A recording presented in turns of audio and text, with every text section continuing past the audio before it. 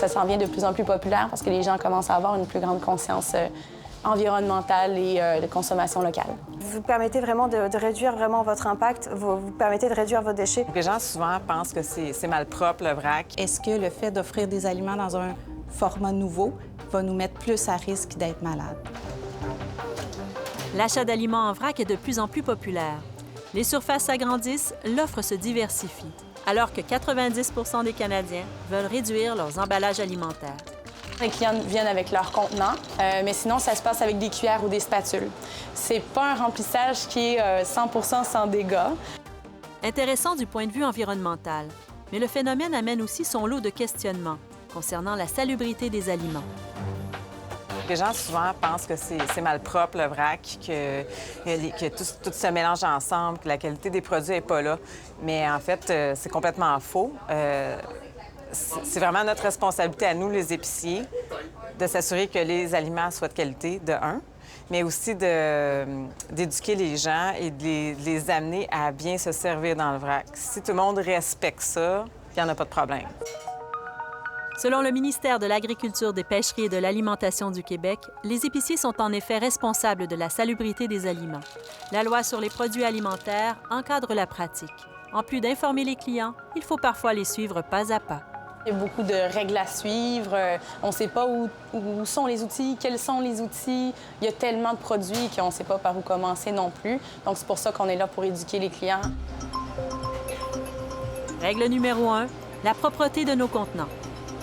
C'est sûr que la responsabilité du client, c'est d'apporter des contenants propres s'il veut avoir des produits qui restent frais dans ses contenants. Mais pour l'épicier, c'est à nous de leur offrir des produits qui ont été bien traités, bien entreposés, qui sont dans des contenants propres, qui ont eu de la rotation, etc. aussi. C'est une responsabilité qui est donc partagée. Règle numéro 2, un instrument pour chaque aliment. L'épicier décide de la méthode. Ici, il n'y a aucun ustensile devant les bacs. C'est vraiment une pelle ou une pince par produit. Donc, admettons qu'on voudrait du quinoa. OK. On prendrait la pelle comme ça. C'est Et ça. puis là, je mets mon On quinoa l'ouvre, puis, là-dedans. exactement. Donc, mettons, on prend la quantité qu'on a besoin. On n'est pas obligé de remplir le pot, comme ça. Ensuite, on va disposer de la pelle. Nous, on a un bac à pelle sale, en fait. Donc, on va le mettre dedans avec l'entonnoir aussi. Donc, si vous prenez, exemple, des amandes au chocolat, ça coule trop vite puis que vous vous ramassez avec 50 d'amandes au chocolat, on est responsable de nos quantités. On peut pas les remettre dans le pot, là. Jamais. Donc, au même titre qu'on peut pas faire « Ah, j'ai trop de farine dans mon contenant », le remettre dans l'autre. Ça, c'est non. Donc, du moment que c'est dans le contenant, c'est à vous. Nous rencontrons la microbiologiste Évelyne Guévremont, Excellent. chercheuse en salubrité des aliments.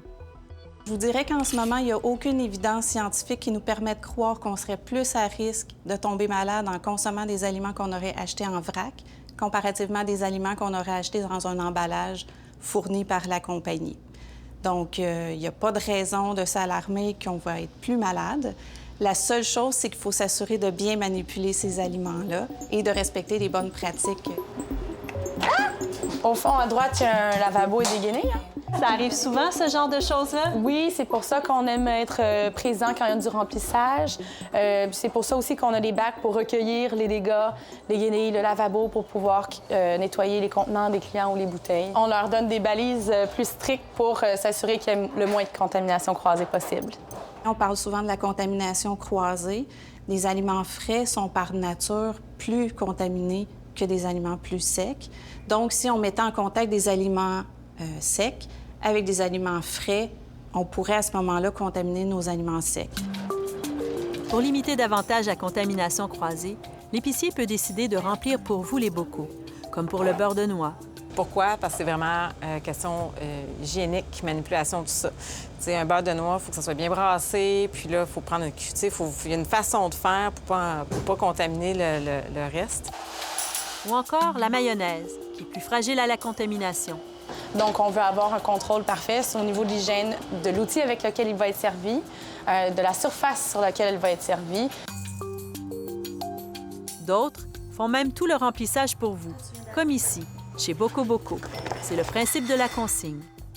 fois, il y a comme une crainte que la consigne ne soit pas propre, mais dans le fond, une bouteille de bière, elle va être retournée jusqu'à 6 fois. Puis quand tu vas au restaurant, tu vas pas te dire « Ah ben la personne avant moi l'a mangé dans cette assiette, puis une fois que c'est passé dans le lave-vaisselle puis que c'est assaini, le bocal, il ressort, il est propre. » Règle numéro 3, différentes sections dans l'épicerie. C'est important que les activités reliées à la manipulation des aliments soient séparées. Donc, qu'il y ait un endroit dédié au lavage des aliments, qu'il y ait un endroit dédié à l'entreposage des aliments. On réduit le risque de façon générale dans l'établissement. Un produit qui est frais ne va pas être rempli de la manière qu'un produit qui est sec.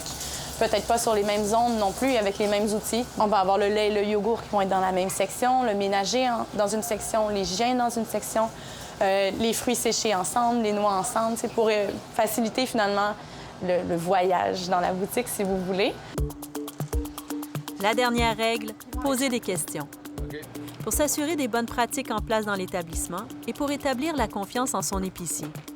Puis, commencer tranquillement pour mieux réussir, selon Caroline. De commencer un pot à la fois. C'est aussi simple que ça. C'est vrai que ça peut être frustrant de vouloir tout faire en même temps. Donc, d'aller petit pas à petit pas pour traverser à son propre rythme la transition vers le zéro déchet, c'est idéal.